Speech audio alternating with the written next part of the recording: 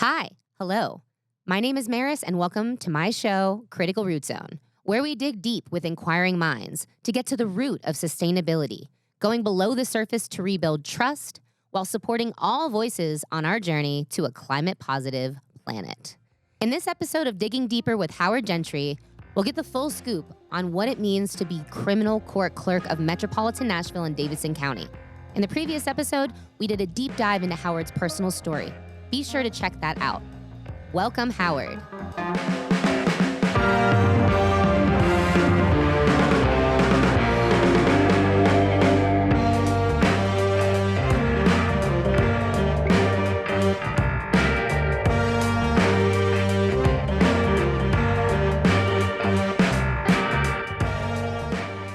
Welcome back, Howard Gentry.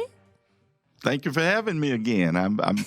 I'm excited more now than I was the first time. We got the first one over with. Now we're cruising. Right. Episode 2. Yes. People and Planet series with Howard Gentry. Wow.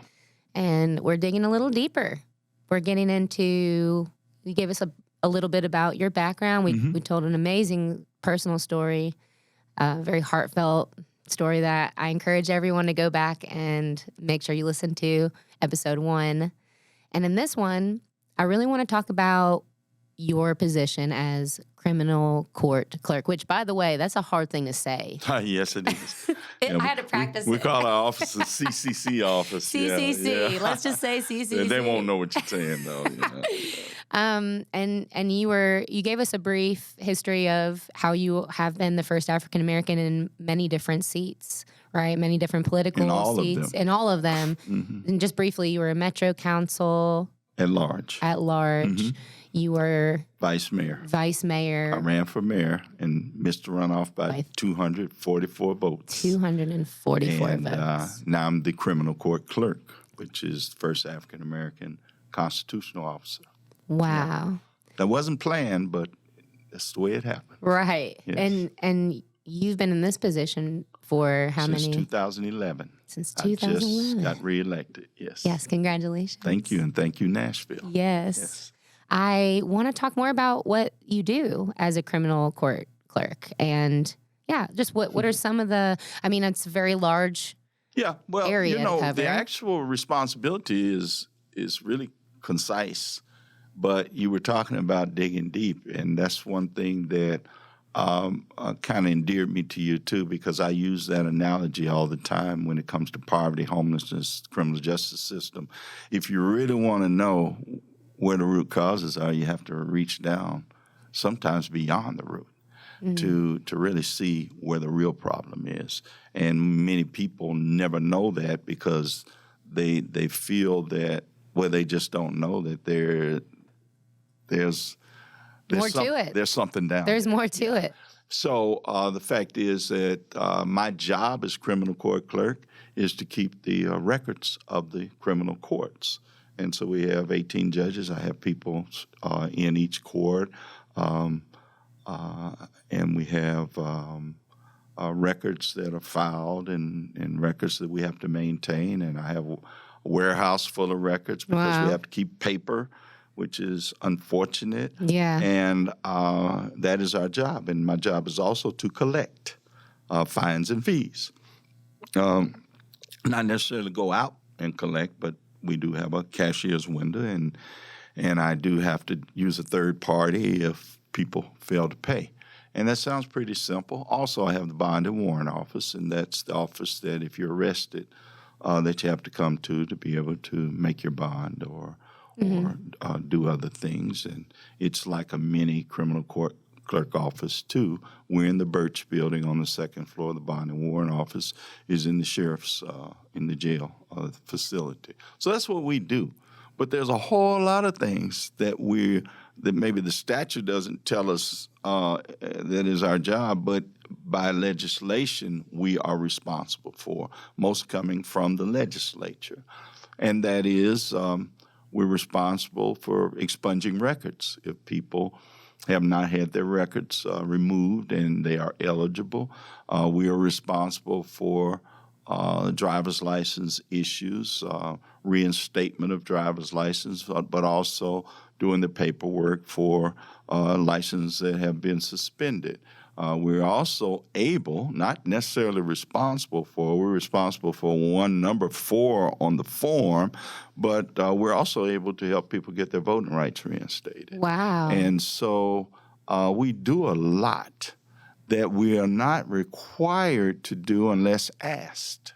Right. So if I don't tell you that you can have your records expunged, we're not absolutely required to do it, but the person, if they ask, then we shall do it. Right, but how they know to ask? Sometimes, most times, they don't know. And I found that out when I started digging lower.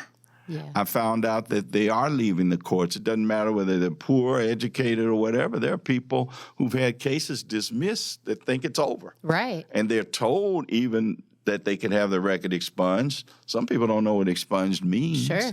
But they're told, but they're not told what to do. So they being told, some of them assume that it just happens. But if you don't ask for it, or an attorney doesn't ask for it, it can't get done.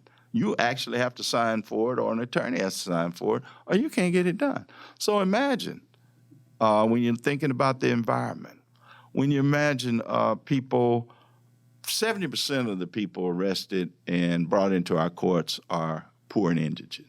Indigent means that they can't afford to live, let alone pay a fee. 70%. And that's a lot of people. Wow. And also, that same number are brought in, even more brought in on minor crimes.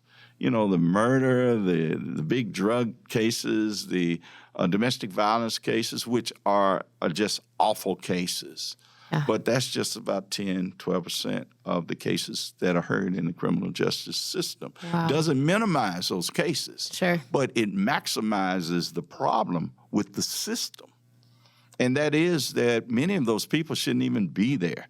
And many of them are revolving around or within the system because they're poor, because they're homeless, because they're not able to get the information needed to move out of the system. It keeps them from getting jobs and housing, and it's a terrible cycle. So if you're not informing them, if you're not being proactive, then their lives are a never-ending a movement. We call it a spiral, but it's not always down. It's just going in circles that they don't deserve. So as I looked at the law and looked at the people that were being affected, I was the founding chair of the Homelessness Commission 20 years ago. I started the Poverty Initiative in Nashville, and so I've been involved in and then I've lived in North Nashville my entire life. So my education's from North Nashville, from K through 2 degrees at TSU.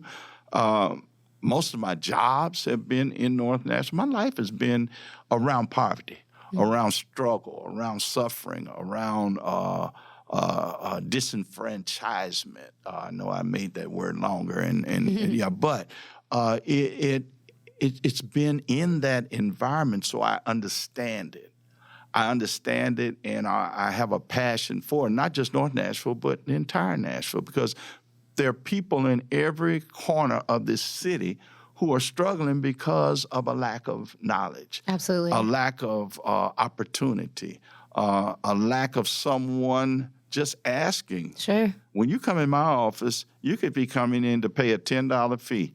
We're going to pull you up in the system and see if you have cases that can be expunged, if you have your driver's license, if you and we're going to ask you if you've lost your voting rights. Now, is that required? No. So that's just the extra mile that y'all go through? No, we put a system on that computer through our technology area to color code and ding. Wow, yeah. Once a person's name is put into that system. And that's not standard. It's not required. Wow. And so I dare say it's not a standard. Sure. But we do it. And I don't care if you go directly to the cashier, they can pull it up. I don't care if you call on customer service, they can pull it up. Anywhere in our office, the bond office, they can pull it up. And they can see your history. And your history is not to degrade you or make you look bad. Your history is what can we do to help you. Yep. We go out. We have mobile. It's not a mobile unit. We are mobile. So up to 8 of our employees can roll out to a job fair or an expungement clinic, and we can set up our computers, hotspot, copiers, and we can do Y'all the do job. that? Oh, we all over the time? city every week. I'm not every week, almost twice a month, and we go out. Different organizations call us, and they do expungement clinics. Now the state has picked up on what we do, and they're starting to try to do it around the state. Amazing. Because this is a shall. When you read the law, it tells you as an individual, as a citizen, that if your record has been dismissed or nollied or withdrawn or whatever category it's in, if it is an expungible record, you shall have your record expunged. So that word. shall. That means there's no question. Sure. And even where there are questions, we can put you in touch with the DA's office to see if those questions can be worked out. So, yes, we go out into the community, and when I became clerk, we were averaging about 10,000 expungements, a little over that a year. It sounds like a lot, but we're averaging between 30 and 40,000 a year now. Oh, my goodness. And it's because we're proactive in that. We're not the great gods. No, we're people doing our job and not just staying stuck in the courthouse. We're bringing justice to the people. Mm-hmm. And it's not just me in my office. It's Judge Bell and other entities within government that are now reaching out to the people. And the more we help, the better our city is, the better our economy is, the better our environment is. Yes. Because if a person now can get a decent job that wasn't getting a decent job because of their record, then they are able to live a more environmentally friendly life. And if a person is able to go to school now or get housing, you can actually, change a homeless person's life just by removing their record. Because now it's job, it's housing, it's everything they said no to. Yeah. And I'm talking about, because I will say to you that a large number of homeless people actually have skills. Poverty is generational, it's cultural. And you can be in poverty and you can be educationally poor, economically poor over generations. But people fall into homelessness. Right. Most people don't live to be an adult from a child in homelessness, and then generations eventually, the streets kill. And I know this because once a year we have a homeless memorial. And it used to be 40, 50 a year. Now it's way over 100 a year, and it just keeps going up. The streets kill people. And how in the world can we be comfortable living in a society that allows people to die on the streets because they're poor, they're hungry, they're in poor health, and living on the ground? And then we make it illegal for them to sleep on the ground or camp out. But you don't want to do the things that allow them to come off the ground. They're absolutely a part of sustainability. They are. This is what you're saying. You're making my job really easy. Well, I'm sorry. I mean, I'm glad. I mean, you're speaking so much truth into what I'm learning and what I want to shed light on. Yeah.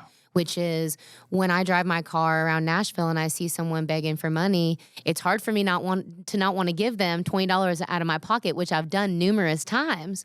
But then there comes a certain time where I'm like, well, what else? What do I do? How do I help the solution to this, right?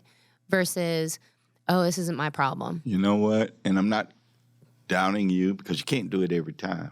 One is you might want to break that 20 into fives, right, and go by that corner a few more times. Yeah. The other thing is we don't really know what to do for that person unless you have a conversation with them. Absolutely. And what I do a lot of times is do that. Then I also know the difference between somebody that's truly homeless and somebody that's been stuck on the corner by non-homeless people and working them and that is happening. And what is that? They're begging for money, and then they come pick them up, and they house them and take most of the money. Oh, yeah, that does happen. Absolutely. It's a big business. That's like, I don't even know. I've never even heard of that. Well, yeah. Okay. Yeah, well, I just put it out there. Holy moly. And so get mad at me, those of you who have those vans that I see sometimes. And what are you going to do? But anyway, see, it does come out sometimes. The fact is, but that just should not scare people from helping, because you can really look and tell. And but bottom line is that the majority of the people who come through our system are poor and indigent. Yeah. Back to that. So therefore, either they can't pay or they struggle paying.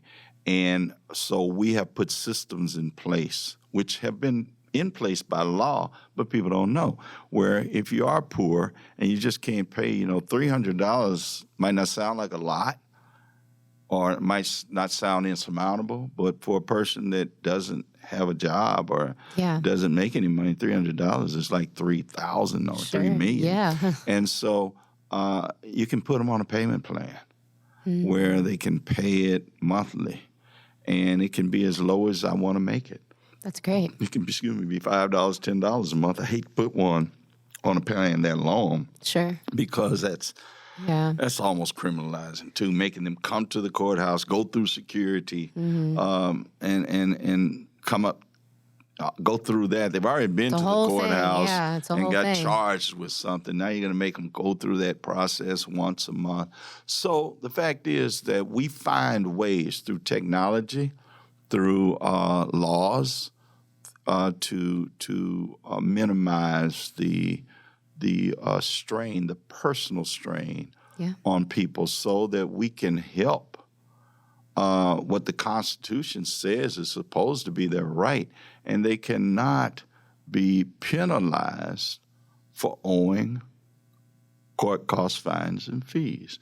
Well, right now, if they don't pay, we are penalizing them because we're putting a third-party collector on them. We're denying them an opportunity to get a job because you have to pay your fines and fees before you can have your record expunged. Yes. So you're offering them an expungement, but if you're not helping them or waiving their fees or whatever, which we do now, thank God, that our judges understand how important it is, our mayor understands how important it is, then if you're not able to get the fees taken care of, then they can't get the records expunged. If they can't get the records expunged, they can't get the job. They can't get the housing. To pay the fees anyway, they can't. So it's just, it's almost sinful.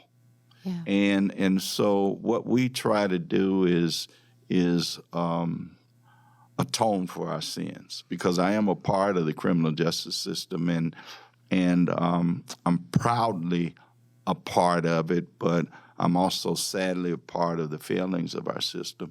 And so I try to make it as forgiving as possible, because once that person goes to jail or does whatever the judge tells them to do, parole, probation, whatever, they've paid their debt to society. Absolutely. And I think the worst thing is when you take their right to vote away and make them less than a human being in our society. But we got an app for that too, and we're able to help people to get their voting rights back. I know someone personally that can. Well, we talked about how it varies from location, because he was convicted. His criminal background was not here in Davidson County. Well, the state of Tennessee, one thing about it, those laws are the same. Really? So voting rights are national and state run. So even if they're not Davidson County, we can help them. We can guide them. We might have to contact the other county and work with them. Now, don't get me wrong. bad actors, rapists, murderers, things like that, who are just outright guilty and do cruel and evil things, they should be punished and punished to the length of the law. But when we know that over 70%, almost 80% of the people that come through our court system have minor offenses, Sure, yeah. and have not really done anything to hurt anybody but themselves, they just should not have to suffer the way. You can be in prison behind bars, or you can be in prison in a homeless camp. Yeah. Exactly. And I will say I'm talking to a female right now, and I've got all females. I got 4 daughters and all, and I'm real serious about this, even though it happens to men too. 8 out of 10 women on the street get sexually abused. Yeah, hard and truths, it might be 9, but I know for a fact 8 out of 10. And also, I don't know the percentage with young boys, but it's high, especially with gay young boys. Yeah. And so the streets are not friendly. No. And so if you're going to make them be out there, at least let them have the ability to work, because about 40 to 50% of homeless people go to work every day. And people don't realize that. No, they don't. They don't realize that, but they can't afford to pay rent. Right. They can't afford to pay for a car. They can't afford to do that, but they can. They live in. They're living. Sometimes they get to go in motels every now and then and clean up and what have you. But they're doing some kind of work. Yep. It's so. Well, what you're doing is opening that pathway for them. Yes. And the truth is, it's not been publicized what you do. That's why I wanted to get a full scope on what a criminal court clerk, there you go again, the CCC, what you do, because I hope that people hear this and think of their friend or their brother or their dad or whoever and share this information. What you're doing is changing the world and changing little pieces one at a time, and I want to celebrate you for that. Well, thank you. It's about trying to do the right thing. Absolutely. And a lot of my... That's all we can do. and I speak sometimes to national organizations. I've been on national boards for clerks. And I found across the nation that all the clerks, because of what their requirements are, or they feel their requirements are, don't share the same passion that I do.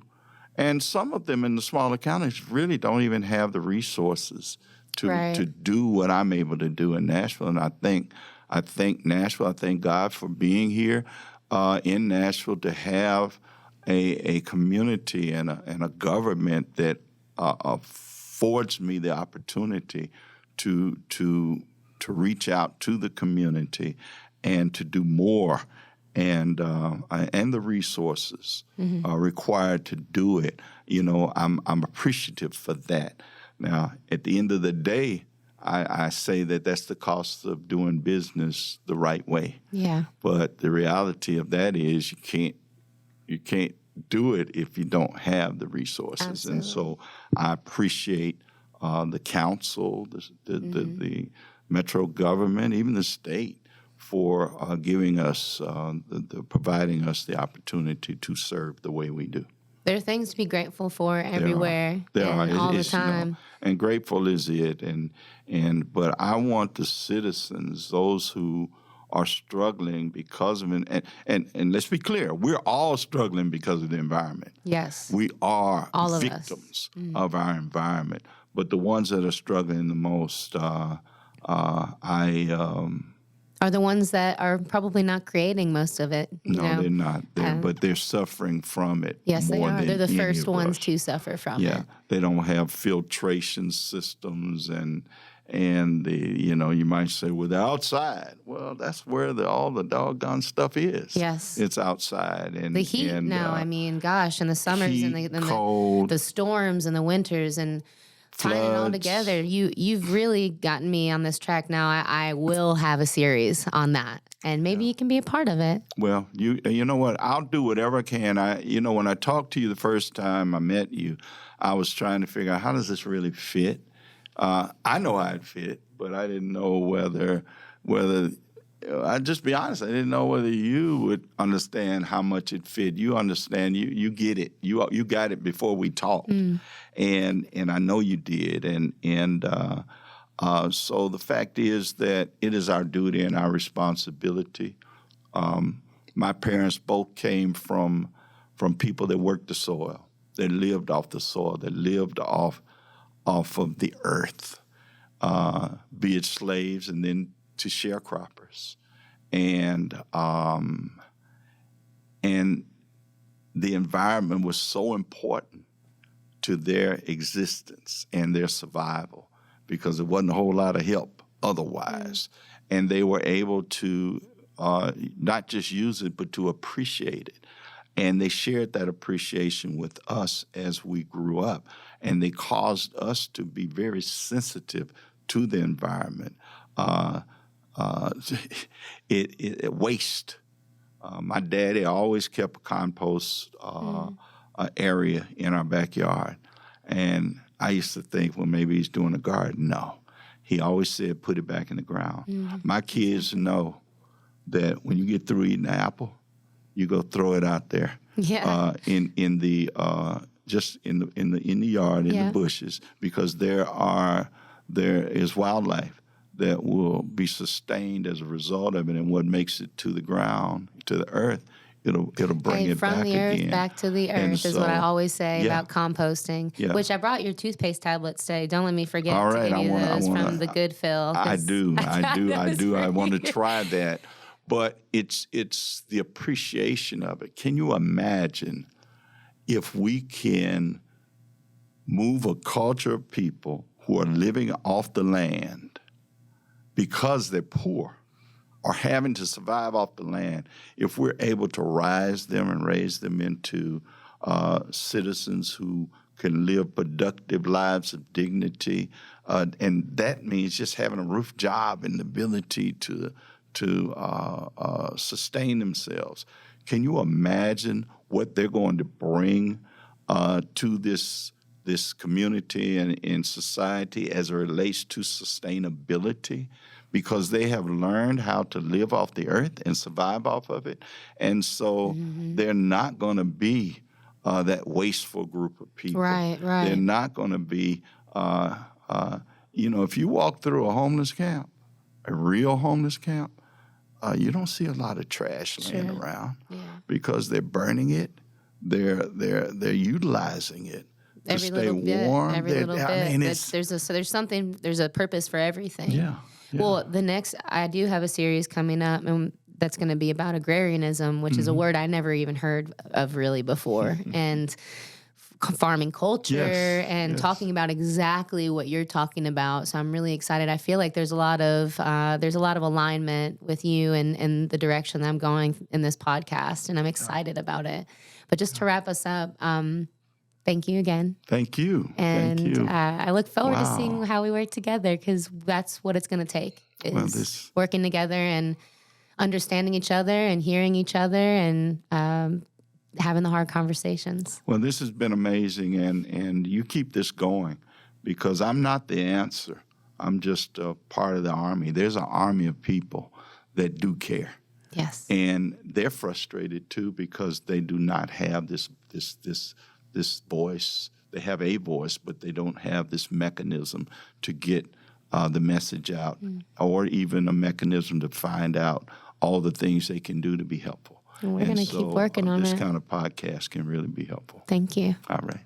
So up next, we'll be zoning into another personal story of a young guy I met here in Nashville that wrote a best-selling book. And he told his experiences and his story as a Black man in America, which I read and found so incredibly relevant to this conversation. We just have to have him on the show as well. So stay tuned for more people, more planet. And as you know, I want to hear from everyone that has something to say. So please please send me an email. Maybe you want to be a podcaster, send me an email about that. I've got the best crew in Nashville, Tennessee. It's criticalrootzone@gmail.com. And until the next episode of CRZ, we can only love the planet if we love one another. And in order to love one another, we must love ourselves. So remember to ask questions, inspire others to do better, and we can do anything when we stand united.